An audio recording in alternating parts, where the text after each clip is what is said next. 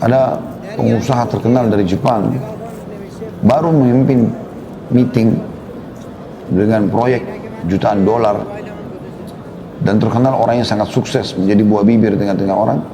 Malam hari dia tidur, tiba-tiba stroke. Besok pagi dia sudah lupa semuanya ilmunya.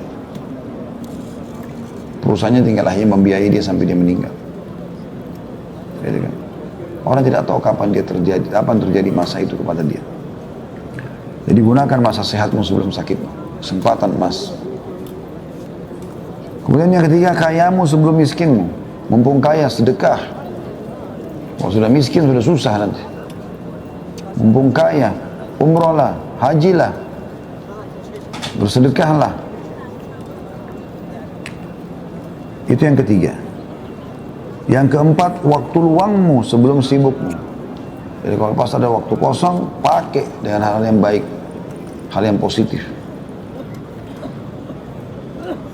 Kalau hal yang mubah masih boleh, tapi kalau sudah masuk kepada hal yang haram, jangan. Tapi kesempatan emas, mumpung lowong, pakai untuk hal-hal yang bermanfaat. Dan yang terakhir, yang kelima adalah hidupmu sebelum matimu. Orang kalau sudah mati terputus amalnya, kecuali sebagian kecil.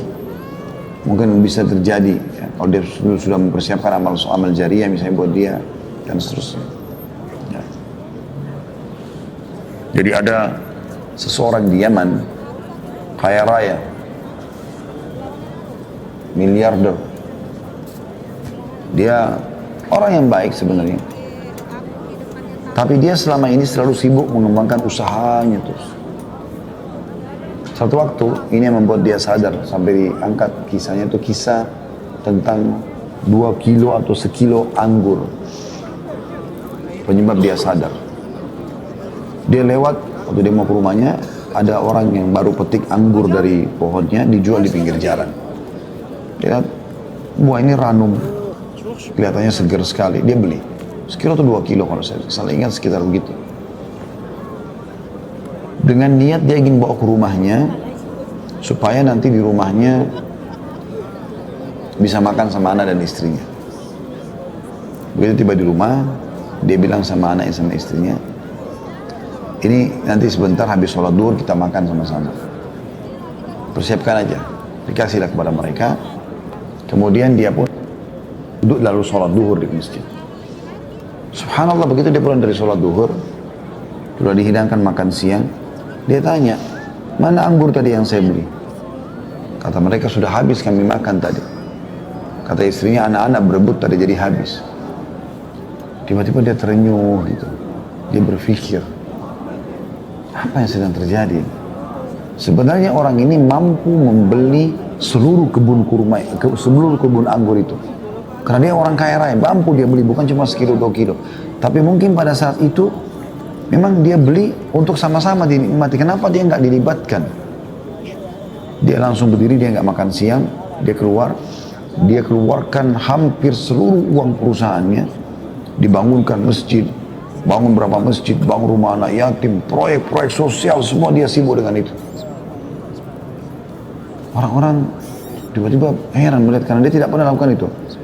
Setelah selesai proyek itu, ada yang bertanya, kenapa Anda tiba-tiba melakukan semua ini? Dia bilang, gara-gara sekilo atau 2 kilo anggur. Dia ceritakan, saya beli, saya bawa ke rumah, ternyata saya mau makan sama-sama, mereka tidak memperdulikan keinginan saya itu. Padahal cuma sekilo anggur, atau 2 kilo anggur. Mereka makan sendiri. Maka bagaimana saya bisa harapkan mereka pada saat saya sudah meninggal, mereka akan membangun masjid buat saya, mereka akan berbuat amal saleh buat saya. Anggur saja mereka tidak mau sisain buat saya. Ini kan banyak terjadi begitu. Suami bawa makanan ke rumah, pulang pengen makan, sudah nggak ada. Anak-anak sama istri sudah makan habis. Nggak ditinggalin buat suaminya. Nggak dilatih anak-anak biasa berbagi dengan ayahnya. Padahal dia yang kerja setengah mati. Subhanallah, seperti itulah. Jadi maksimalkan masa hidup sebelum matimu, karena kalau sudah mati kita belum tentu bisa berbuat. Apalagi kita berharap ahli waris kita melakukan, belum tentu. Belum tentu sebenarnya. Kalaupun dia lakukan, berapa banyak yang dia lakukan dari kebaikan, pasti dia juga akan penuhi kebutuhannya.